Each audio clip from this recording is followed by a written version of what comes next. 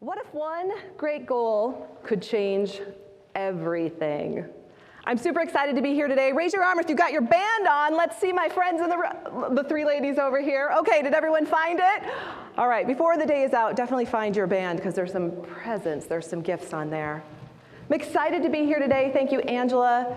Thank you, Russ, for making this happen, this connection. In the next few minutes, I'm going to share my story of one great goal and how it changed my life forever. And I want to encourage you to think, as I'm up here, what are the goals that you put on the back burner? What are the things that you've been thinking about that you thought, I can't do that, that's not me? Because I want to encourage you and I want to inspire you today. So a little bit about my story really quickly.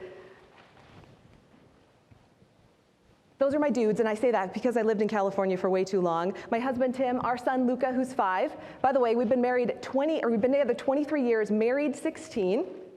That's a long time, right? Yeah, some of you know. No, it's been great, though.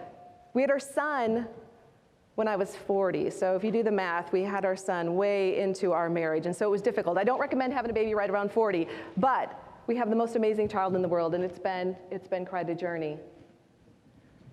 My real story, though, there I am. I'm the little boy in the middle. I'm a farm girl from southern Minnesota. Any farmers in the room? I'm thinking that there might be a couple of you. Yeah. So I grew up on the farm, and I thought I was going to be on the farm forever. I thought, this is it. This is where I'm going to be. I'm either going to be a farmer or I'm going to be a veterinarian. But my parents said, go to college and get a good job. How many of you were told that? Go to college and get a good job, and the rest of it will work out. And I thought, but I want to stay on the farm. But I grew up in the 80s when all the farms were going by the wayside, and they said that you can't. So I found the closest school that I could, a little college called St. Olaf in Northfield, Minnesota. Any Olies in the room? Ya? All right. And I majored in psychology and communication, which I could do what with when I graduated? Some people say nothing. Some people say everything. Some people are funny and they say sell, right? I'm an accidental salesperson. I'm an accidental speaker. When I graduated from St. Olaf, I thought, what am I going to do with my life? There was no big next step in front of me. And I thought, I really want to go to law school. But what do you need to go to law school? Money, right? Cash. We couldn't mortgage the farm. I'm like, how am I going to pay for this? I was working at Pier 1 Imports making $6.25 an hour. In fact, it's the Pier 1 Imports in Burnsville, Minnesota. It's still there. I go in there sometimes and I'm like, I worked here 20 years ago. They don't care. Anyway, I was working at Pier 1 one day thinking, what am I going to do with my life? And my friend Jana came to me. Now, Jana was an economics major from St. Olaf, so I thought she had it all figured out, but she was working at Pier 1 with me as well.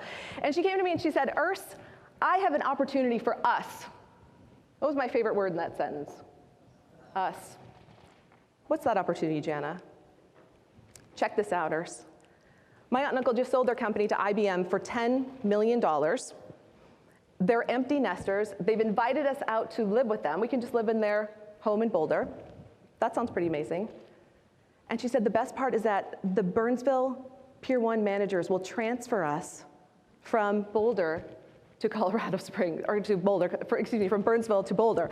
Now, transfer meant you can move there yourself, right? And when you get there, you're still going to be making $6.25 an hour, but you've got this. So Jan and I did it. We moved in with our aunt and uncle. They lived in, of course, a multi-million-dollar home in the foothills of Boulder. It was beautiful. It was amazing. It was the first time I'd ever met an entrepreneur. I could barely say entrepreneur. And our Uncle Will sat me down one day and he said, Ursula, what are your plans?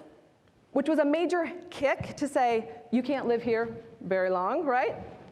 And I said, well, I want to go to law school, but we don't have the money to pay for it, so I'm trying to figure it out.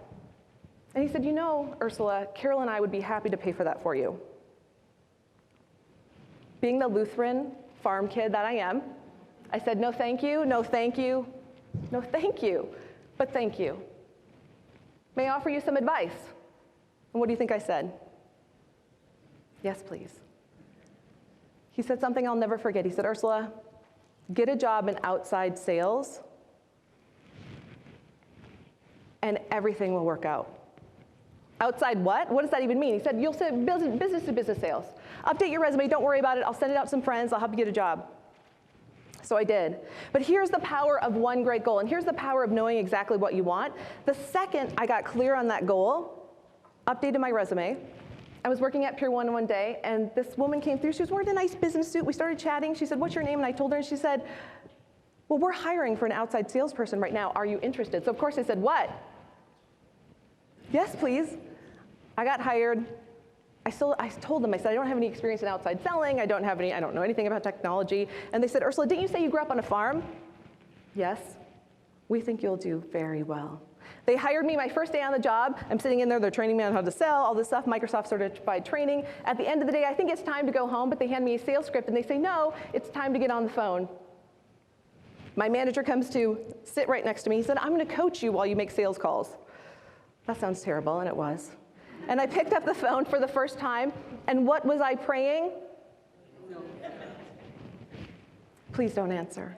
And I don't know if they did, but the long and short of it is I hated everything about selling. So I went out and bought every book I could, from Brian Tracy's The Psychology of Selling, an old favorite, Jeffrey Gitomer, The Sales Bible, Zig Ziglar, To Stay Motivated. And then I found a book by the now late Dr. Wayne Dyer called The Power of Intention. Because I was told that sales was a numbers game. But one day I thought, what if it's an intention game? Instead of 100 cold calls every day, which was my job, I picked up the phone and I made 25 intentional calls. And my sales started to skyrocket. And one day my manager, Craig, came to meet with me. He said, Ursula, how do you think you're doing? I said, I think I'm doing okay. He said, you did so much better than we thought you were going to do, farm girl, which is what they called me. Thank you, I guess. He said, we have an opportunity for you to take on a branch in Colorado Springs if you're interested.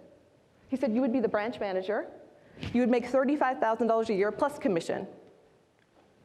$35,000 was like winning the lotto for me. I took the job. In 1 year, we grew that office to approximately $83,333 a month, which is how much a year? A lot, $1 million. My manager, Craig, came to meet with me at the end of that year. He said, Urs, how do you think you're doing? I said, I think I'm doing okay. He said, you did so much better than we thought you were going to do, farm girl. Okay. He said, we just purchased a failing company, now listen to this offer, a failing company in Southern California, and we'd love for you to go out and turn it around. I've heard about those people in California. I'm not sure if I'm going to fit in. He said, well, you send you and your boyfriend Tim on an all-expense paid trip to Southern California. You can check it out and let us know what you think. So what do you think I said? Yeah. And he also said, you'll be making 6 figures easily. Okay. Moved out, took on this office. It was like an MBA on steroids. Had 5 salespeople, sat them down, trained them how to sell with intention. And here's where my one great goal came in. This is why I wrote my second book, One Great Goal, and this is why clarity is so important. Before I went to Southern California, I said to my husband, I said, you know, I actually want to be president of this company. I don't just want to be a sales rep. I want to be president and CEO. Was I the most likely person? Absolutely not. But I moved out there. I took on the branch, took 5 salespeople who were selling about $50,000 a month and thought that was the best they could do, trained them how to sell with intention. Within 3 years, this office was doing $3 million a month in sales, 10 times the national average. And I share that with you not to say, look what we did. I share it with you because I'm a farm girl from Minnesota, and we figured it out. I figured it out. We grew that office, and one day the owners called. Now, the owners were East Coast gentlemen, and I was deeply afraid of them. And so when they called and said they were coming, I thought for sure I was being fired. I thought something terrible was going to happen. And they sat me down. They said, Ursula, we have good news and we have bad news. Which would you like first? And what did I say? The bad, of course. Please, the bad news. Craig is leaving. Craig was our president at the time. And I said, well, what's the good news? And they said, the good news is you're our new president. At the age of 27, I was running a $20 million company with hundreds of employees. And it was one of those moments where I recognized the power of one great goal, the power of committing. Because the power in one great goal is once you're clear on what you really want, the way always shows up. The next steps always show up in front of you. The question is, are you willing to take them? Because I guarantee you they're going to be out of your comfort zone. I guarantee you're not going to want to take those next steps. But when you do, the next step shows up, and the next step, and the one after that. That one great goal changed everything for me. And on your little gift here You have an MP3 process, so it takes you through the One Great Goal process, and the book is on here. I own the book, so I'm able to give it to you, and feel free to share with whoever you'd like. Because my goal, one of my missions, is to help everyone discover their one great goal, because when you're clear on what it is you really want, you can be passionate about your life. You can be excited about what's next for you. You can take it to that next level. And I like to think of it as a comet. Think of your one great goal as a comet. The front of the comet is called the head, the back is called the tail. So the front is where your one great goal is. That's where all the power is. And then your secondary goals fall into place. I want to quickly share this story because I know people are wondering, and I meant to do this early on. So people have asked me, do you have a good left hook? What happened there? And this really goes back to these guys. The family, right? The why I get up. We all have the why. I was at home one day. I wish it was a really glamorous story. I was at home one day. I was watering the lawn. It started to storm out. And my thought, and parents, moms, you know this, my first thought was, where is my son? He's inside.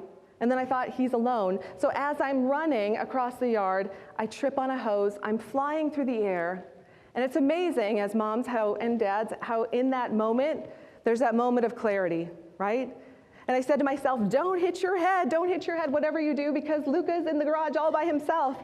And so I twisted in the air, it was like slow motion, and landed on my left arm, which subsequently broke, my wrist broke. But you know what's interesting? Everyone has asked me, what's the lesson in this for you? And of course, being someone who likes to move fast, I love goal setting, I like creating businesses, I love helping our clients. The wisdom that I want to share that I got from this was truly about slowing down, but not just slowing down. Listen. Listen for the ideas. Listen for the messages. Today, you're going to get a lot of ideas. You're going to think about goals and things that you want to create. So I just want to encourage you to take that next step and to remember this. Eleanor Roosevelt once said, you must do that thing you think you cannot do. I want to encourage you. Thank you all. Have a great day. And we're so glad.